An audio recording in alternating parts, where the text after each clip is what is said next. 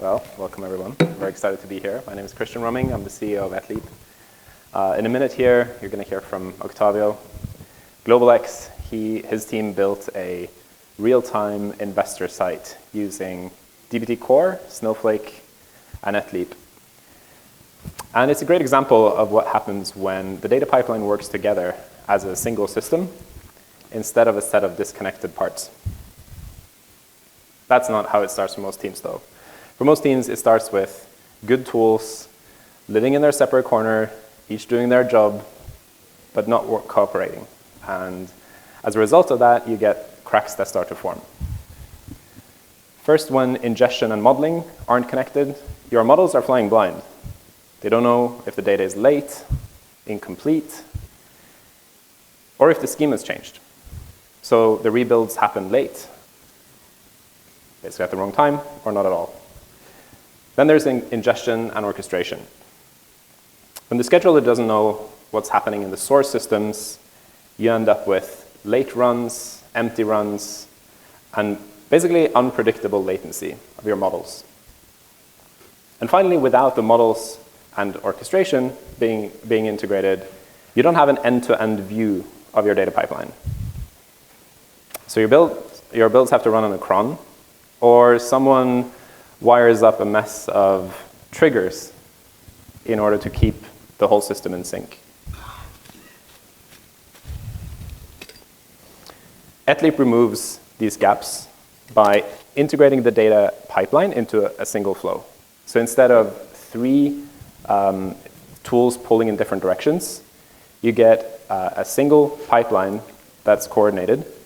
And Etleap does the ingestion, so it knows when the ingestion is finished. That means that it knows when the data is ready, for the model dependencies are ready. So modeling doesn't just run on the timer, it runs when the data is actually ready. So that means no more waiting for stale schedules, no guessing if upstream ingestion jobs have finished, and no wiring together a tangle of triggers just to keep the system in sync. When the pipeline works together in one flow, your team benefits in multiple ways. You are confident that your model data is in sync with the upstream systems. You can spend more time actually working with the data, less time babysitting data pipelines and wiring scheduling workarounds. And the end-to-end development workflow is steadier. So this is the foundation that GlobalX's data pipelines are built on. If you want to see this in practice for yourself, stop by our booth. Our team would love to show you a demo. And with that, I'll hand it off to Octavio. All right, thanks, Christian, for the intro. Morning, everybody. So a little bit about myself. I am a data engineer at a company called GlobalX. We are a finance-based company in New York, and we create a specific type of stock called ETFs, and we make them available for trades in the market. And when I joined the company was kind of in the middle of a transition between a very old architecture into a new one. And that's when I joined, finished my master's in Philly, and then just moved up to New York to start working. And I'm going to talk a little bit about why we made this transition and how dbt and Etleap helped us get to where we are today.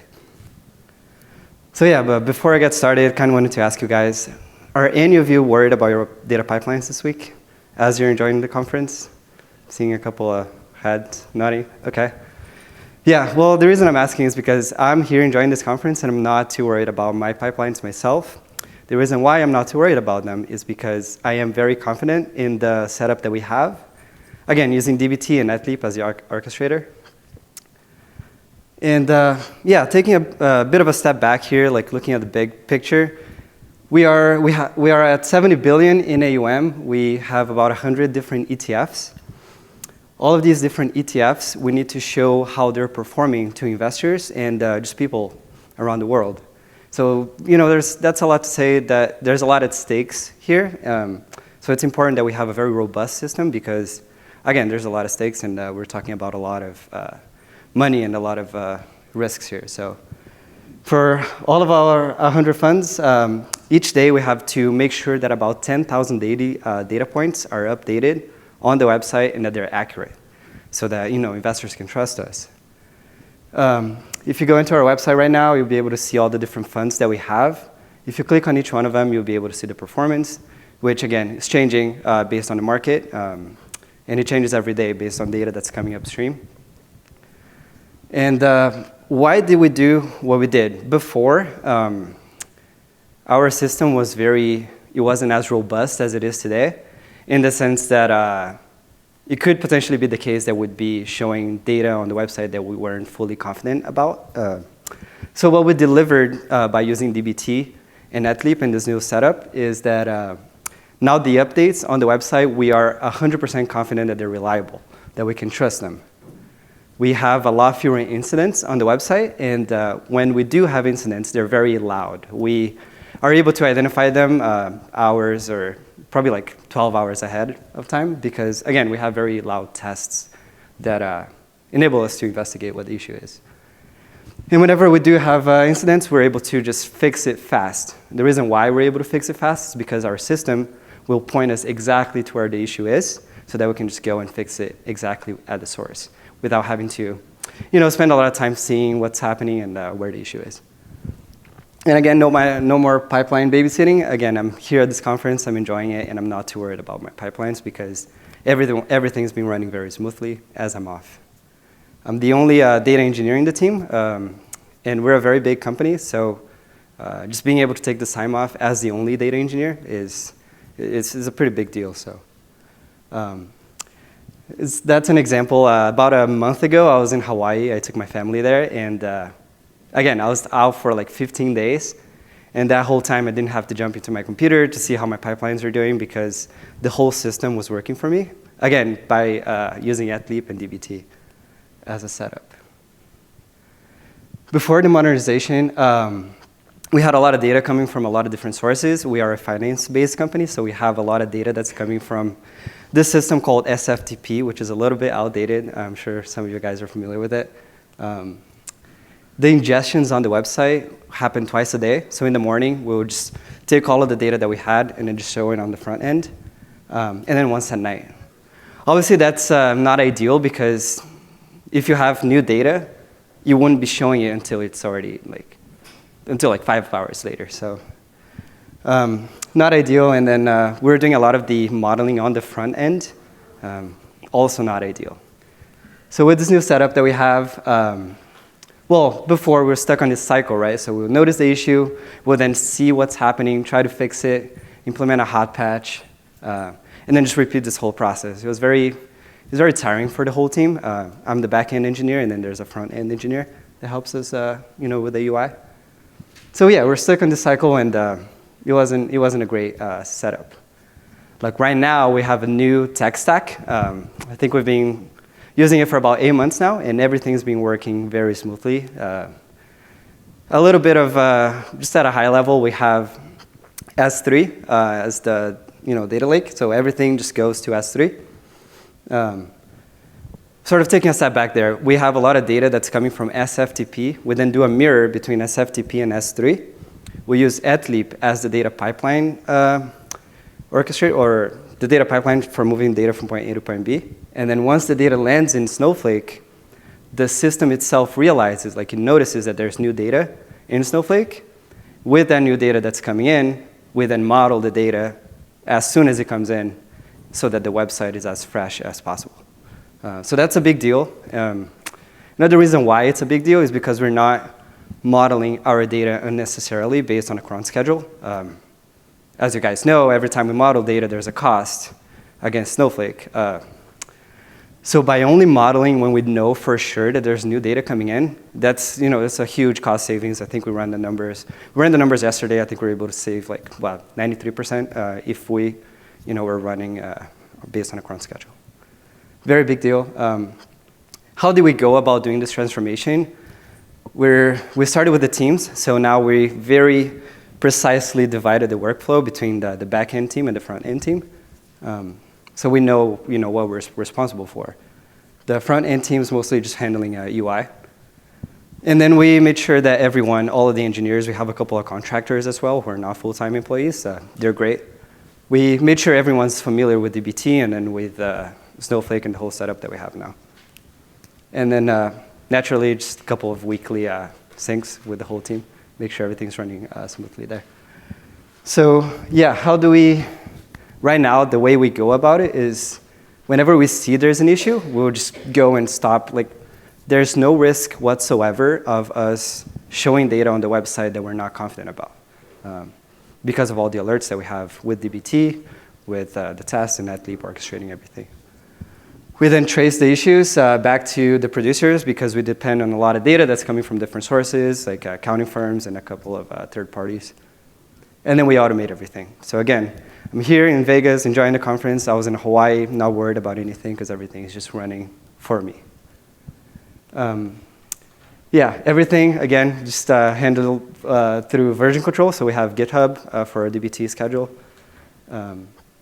We know exactly who responsible for what, and we're doing clear documentation, always expanding on the documentation that we do have.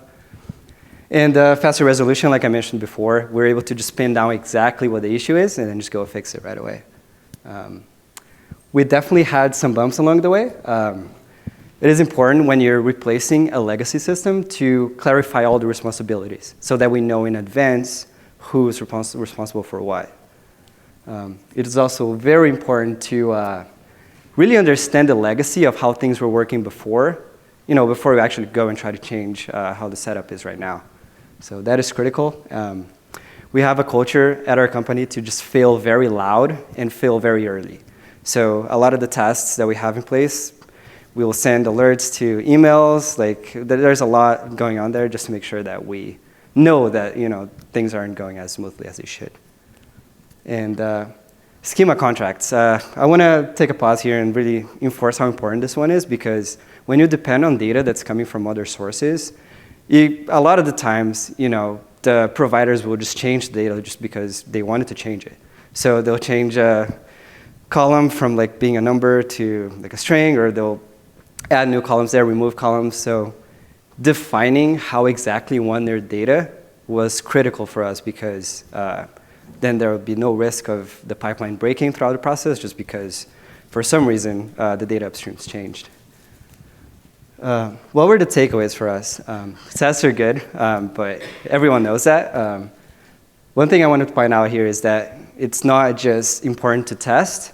It is important to test very early in the process so that you have time to go and fix things, because, again, in our case, we wanted to make sure that the data is as accurate as possible and as fresh as possible on the website.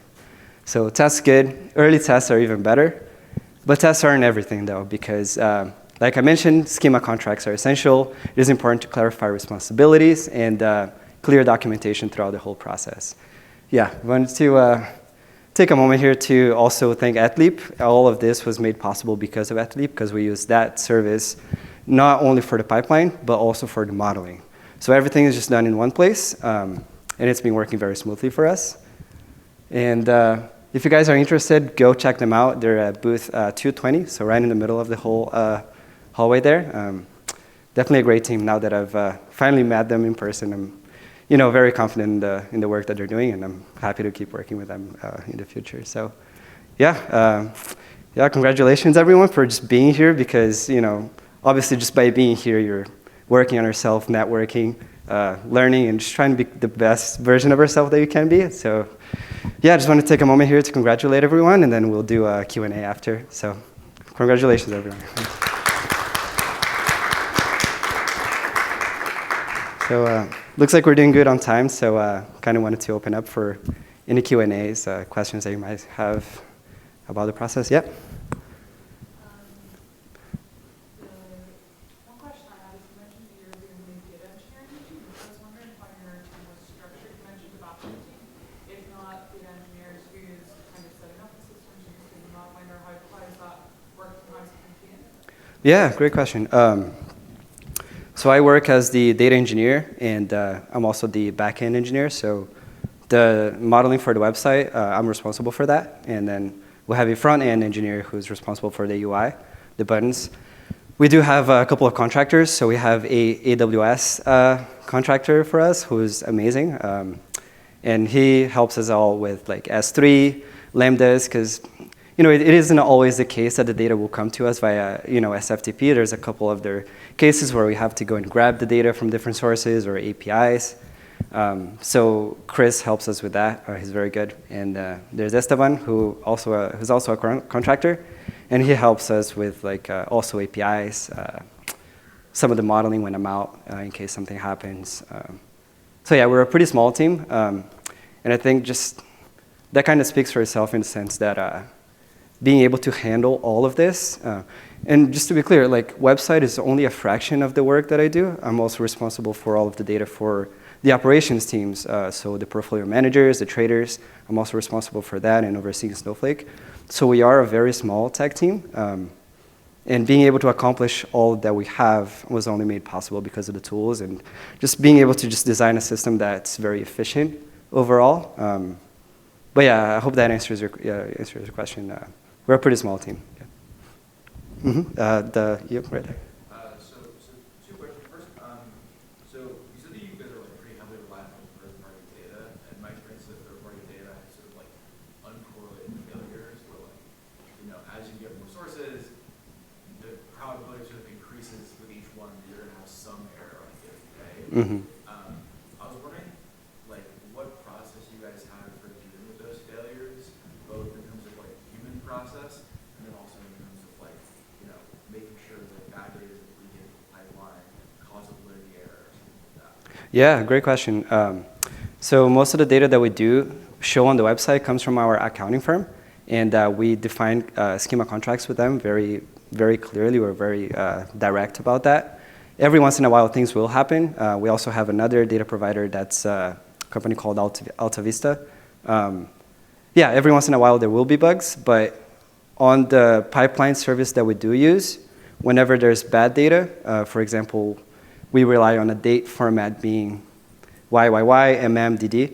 If for some reason the data isn't in that format, the pipeline service that we do use, again, Etleap, they'll notify us via email.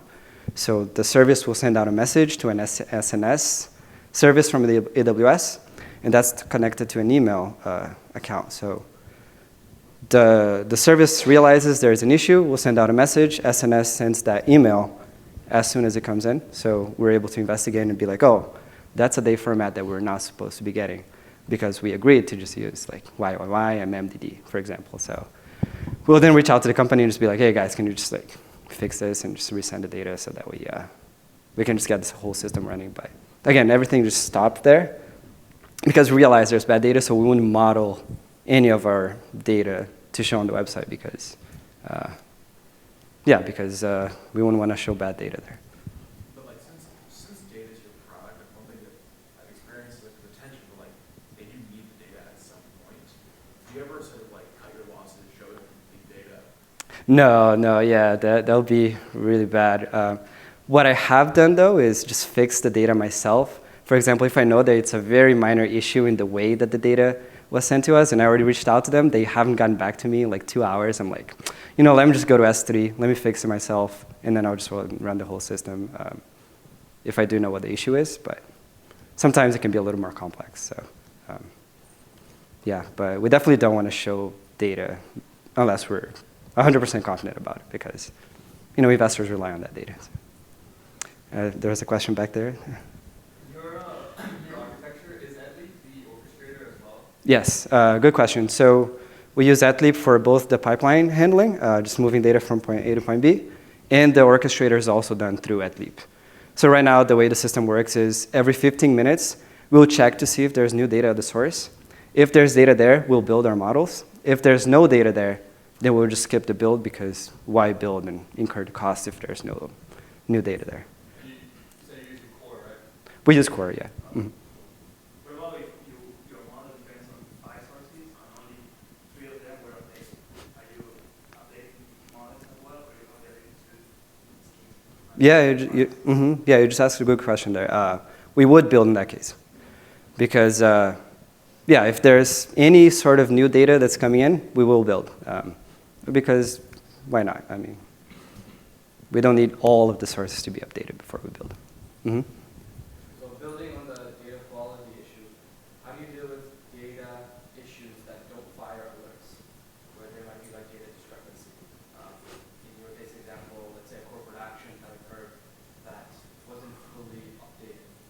Mm-hmm. Let me see if I understand the question. Would it be, for example, we're expecting to get data every workday, and then for some reason on a Tuesday, we just didn't get the data that we should have gotten? How do we deal with that? Is that sort of what the question? On the website, you show some kind of P&L, right? Let's say they updated the price of stock, but the outstanding shares have not updated. They get a very faulty P&L, which isn't probably going to fire an alert because it's still a valid number. Your P&L could be double what it should be. So how do you deal with those kinds of things? Oh, that's a good question. I'll have to think about that a little bit more because I think that is something that could be handled with custom tests as long as you specify a window like, oh, I'm expecting this value to be within this range. But we don't currently have that sort of test. So definitely, it could be an improvement there for us in our case. Just sort of specify a window, like for this value, we want it to be within like 20 to 30% or whatever. And then otherwise, we'll send out an alert. So that could be a good improvement. Thanks. Right there in the back. Yeah. Mm-hmm. Congratulations on your work in the presentation. Oh, thank you. How long did it take you and your team to make this whole process of organization and that Yeah, great question. So the initial estimate would be 4 months. Obviously, we went over that. So I think it took us about a whole year. When I joined, we were kind of in the middle. So I joined September last year. I think they started working on it in March. So it went from like March to January of this year.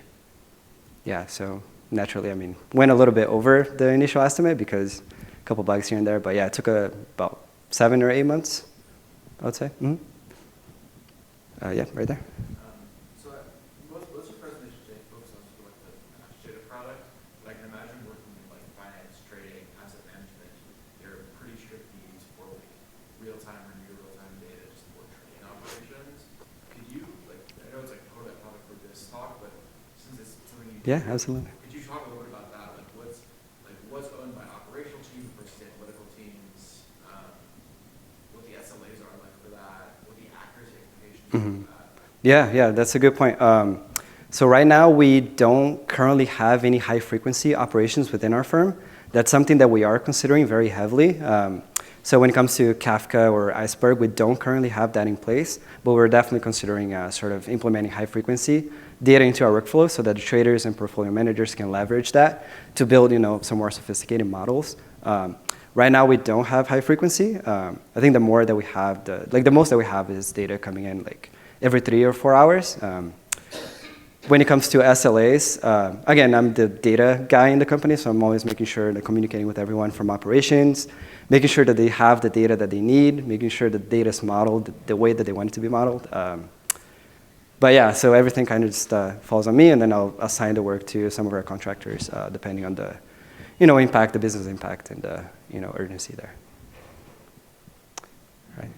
Any more questions? Anybody? Yeah, right here. What were some of the things about Etleap that led you to go that direction? Yeah, no, they've been great for us also in the sense that whenever we do have a couple bugs, I mean, naturally any sort of software won't be absolutely perfect in every sense. Every now and then we'll be like, oh, there could be some improvements here.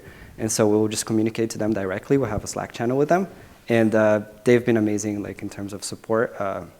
Obviously, they have many other customers, so depending on the priorities, it might take a couple days or on the weeks, but that's natural because of priorities and constraints. But no, the customer support was definitely a big plus for us. I think when you work with much bigger companies, you might not get the attention that you would want.